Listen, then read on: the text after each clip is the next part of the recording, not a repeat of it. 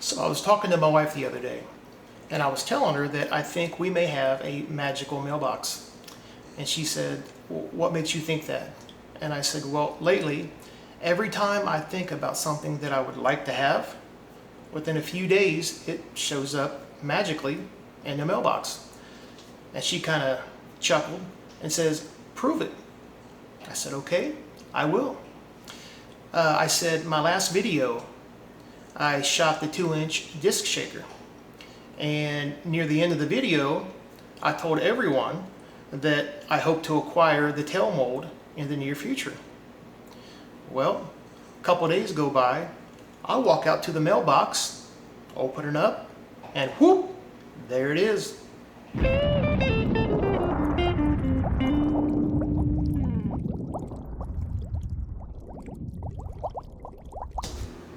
So let's take a look at the tail mold for the 2-inch disc shaker. Here it is, nice, polished as usual. Tails, 2-inch disc shaker. I know it's hard to see that with the reflection, but epic bait molds. And this here is the mold inside. It's a 20 cavity mold. So it's going to give you plenty of tails every time you shoot it. And that goes with this. So this is the 2-inch disc shaker. Obviously you can see the tails there. And this is the tail mold. So basically what you do, if you don't know, you'll pour the tails first. You'll then take the tails out of this. You'll place the tails in here.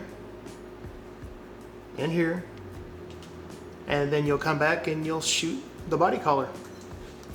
Pretty simple. I think we're going to do just some remelts today, just to play around, mix some colors up, and see how they turn out. Okay, first color up for the tails, chartreuse. Gotta have chartreuse when you're pouring some tails. We're just gonna see how this mold shoots. First time ever shooting it. And want to see how it turns out. It doesn't take much at all, as you can imagine. And top it off. And there we go. Okay, tail mold's cool. Let's see what we got. Okay, so there it is. Like I said, 20 cavity mold. They all filled out. Let's pull them off of here. There we go. Nice. They look good. Here, there's 10 there. We're just going to take a little bit of worm oil. Just a little dab. Goes a long way. Get these all stirred up. Okay. And they're just going to pop right in there like so. Now, something that I've learned over the past doing this, these tails here are really easy to get in, but sometimes people have a hard time. Either their fine motor skills aren't the greatest, maybe they have arthritis, maybe they have big fat fingers, or whatever. So these things, you want to grab, this is just a cheap skewer, you know, you'd use for the grill, and just pop them in just like that.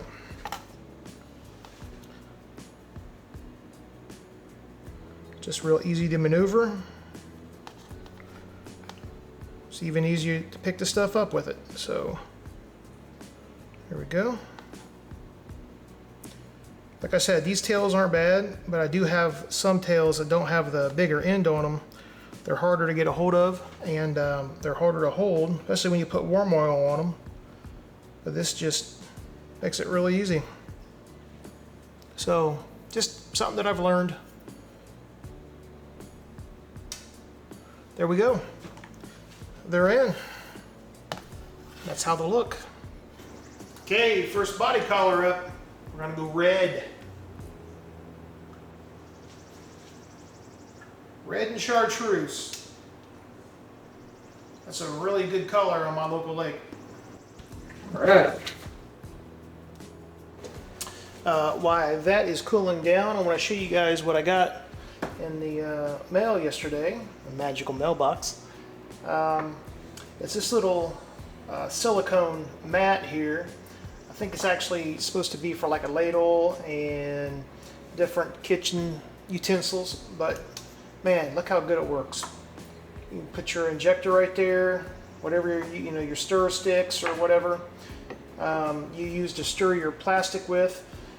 All fits in there. If this drips, it catches in here. Of course, actually there's a little bit right there. Comes right up. It doesn't take up a lot of space. Everything has a place, and rather than have your stuff like scattered all over, it can all go right here, nice and neat, and I think it's going to work out.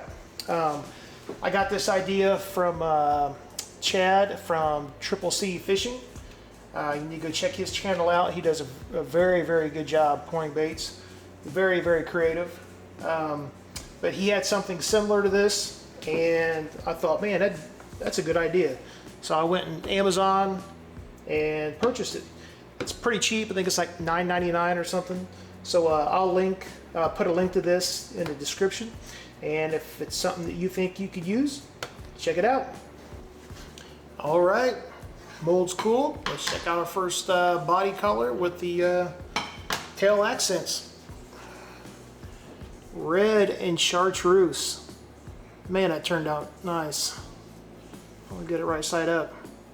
That turned out really good. Those two colors, I think, go really, really good together. Let's pull this off here and take a look at it. All right. Yeah, that's a great color combo. Like I said, my local lake, red does very, very good. Red and chartreuse, I've had very good luck with it. But that's one of my go-tos. Here's what I'm gonna do. I'm just gonna pour a variety of tail colors, and I'll just match them up with some remelts that I think are good combos, and we'll pour them and come back and show them. Okay, second color, gold shad. This is a color by MF, and I was really impressed with this color when I poured it last. This is the one I said gives you kind of a honey vibe. That's a really cool color.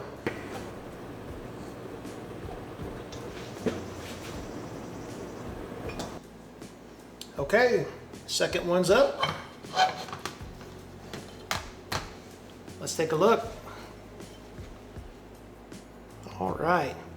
Again, this was the gold shad. I paired that with the white tail.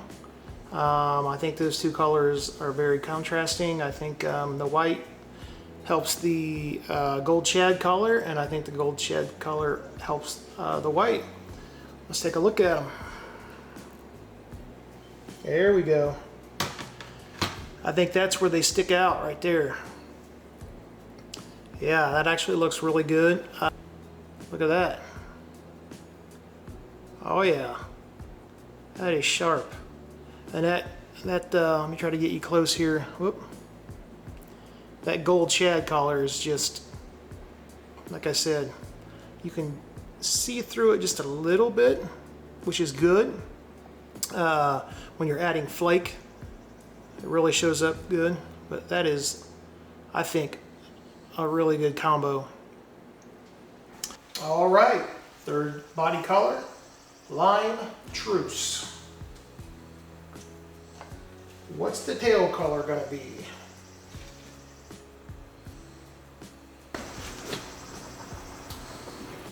All right, third combo.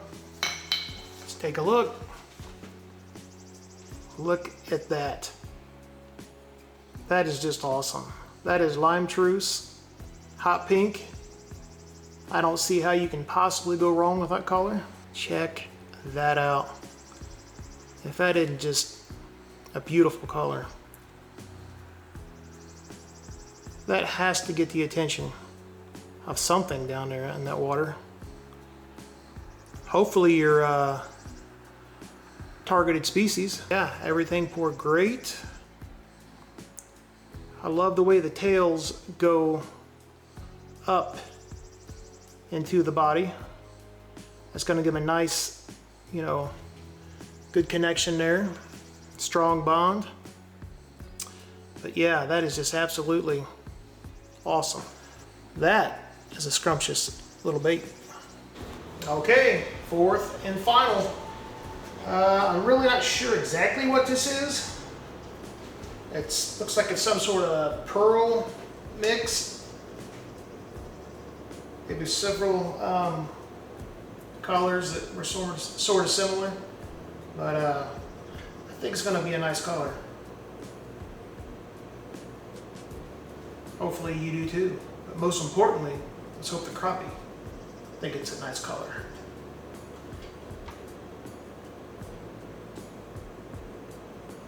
All right. Top her off.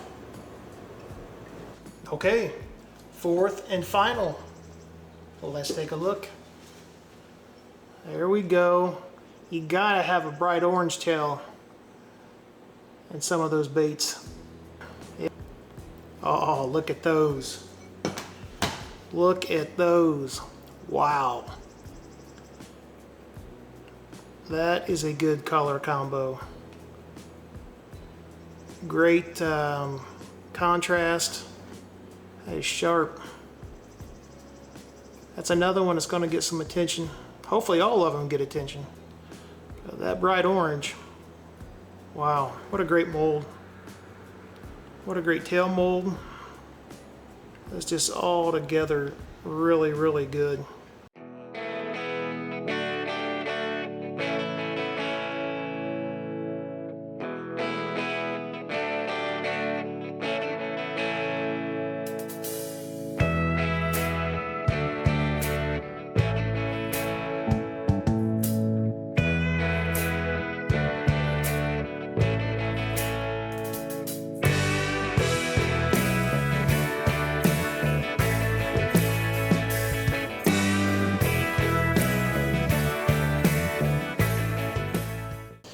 I had a comment in my last video.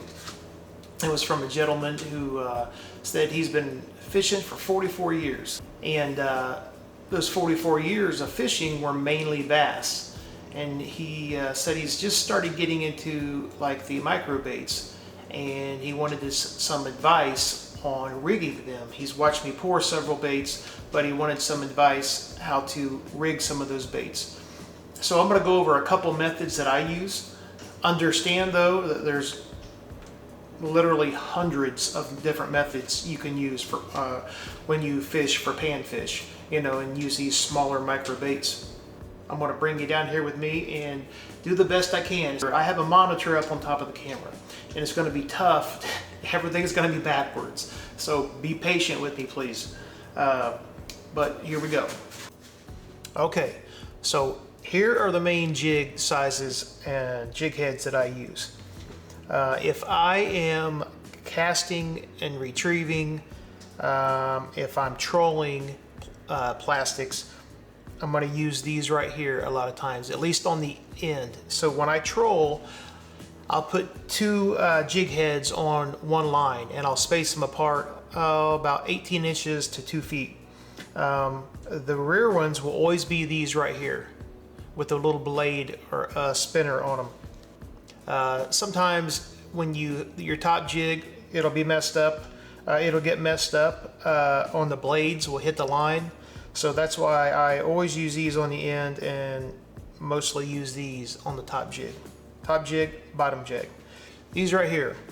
I almost exclusively use a 1/16, these right here, or a 1/32 right here.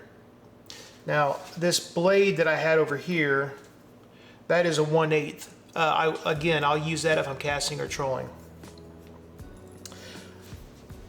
So one method that I use, if I'm using one jig head, I'll use a 1/16 size jig head. Oh, also, when did you see this? This brand just happens to be Mr. Crappie. You can, there's hundreds of brands out there. This is 6 pound and it's high vis. I think this line is easier to see, especially the older I get. So, well, what I'll do, and this is going to be tough, but I'm going to try to work through it here. I will run the line through there, okay? Again, this is if it's just a single jig head. Okay, got my line. I'm going to cross it, and I'm going to wrap it 6 times. 1, 2, 3, 4, 5, 6. Okay, there's my 6th time, okay? Now, typically you want to wet this, either spit on it or dip it in the water, because anytime you pull your line like this, okay, it's going to have friction. So, I pulled it up to the head. Now when I pull this head back, it's going to cinch. You can see that. It's cinched down.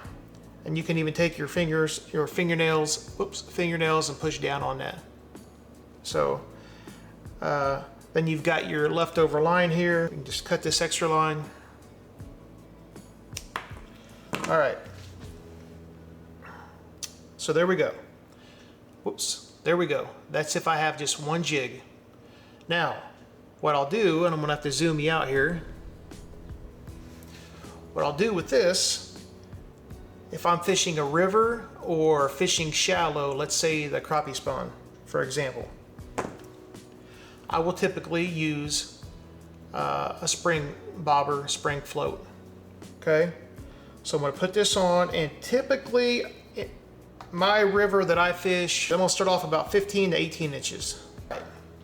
So there's my setup. Now that's only about a foot, but I gotta keep it in the camera.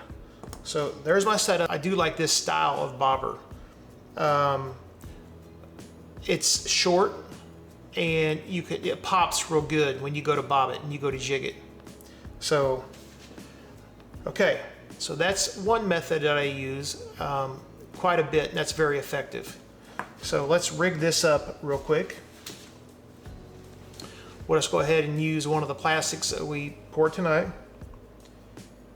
You're gonna go, let me zoom you back in here.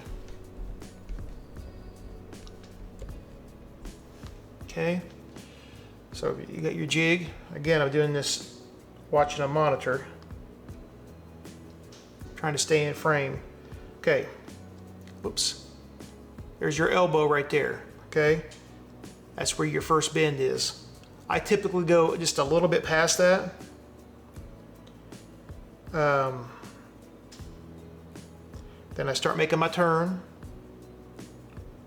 Then you want to bring it out of the,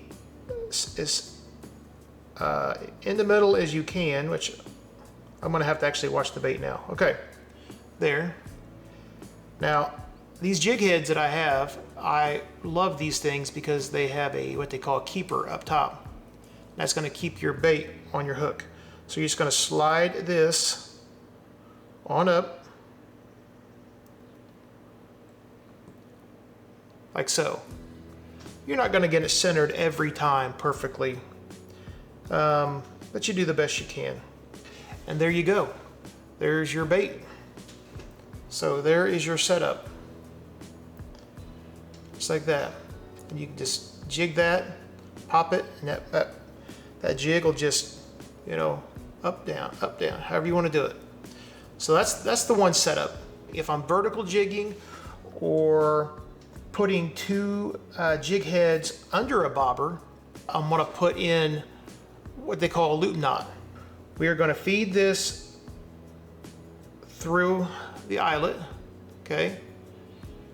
Now I'm about to bring it back out again. All right, I'm gonna bring this up the line. Now, this is one way to tie a loop knot. There's several ways to do it. This is one of them. I'm gonna zoom you in again.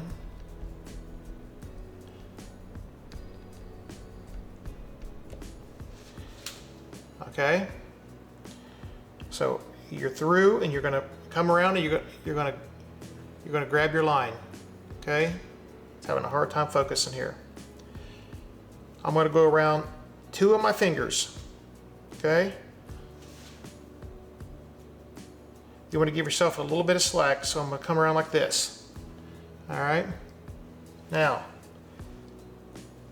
I'm going to go through 3 times. So you can come through the back. It doesn't matter if you go through the front or the back. 1, 2, 3. Now, you're going to come back up and you're going to grab this loop that you just made. That's your loop knot, okay? You're going to walk your loop knot toward the jig head. All right? We're walking it toward the jig head. And we're just going to pull it. Whoops. We're just going to pull it. Just like that. We're going to cinch it down. Now you've got a loop, okay? Now you've got a loop. Now you're going to take your tag end, which there's your loop. Okay, you're going to take your tag end down here, and again, you can either do another loop knot, or you can just do the same knot that we had. That one's closed up. That you can do the same knot we did before. All right, because this is okay if this is not a loop knot. So we're going to go around one. We're going to go around once, okay, to get started. We're going to cross it. Now we're going to take this tag in. 1, 2, 3, 4, 5. And this is just what I've always been taught, you know. Going to reach through. We're grabbing that tag end. And we're going to pull it down toward the jig head. And then we're going to take the jig head and we're going to just, whoops, pull it straight back. And that will cinch your knot. Right there. There we go. Now you've got 2. You got your top jig head, your bottom jig head. Let's go ahead and throw some baits on here. So there is your double jig rig. Now, the bobber that I showed you, it will struggle with 2 1/16 ounce size jig heads. All right. So if I'm going to do a double jig rig under a spring bobber, then I am going to run each of those as a 1/32. If I'm vertical jigging, I'll almost always start off with 2 1/16 ounce size jig heads.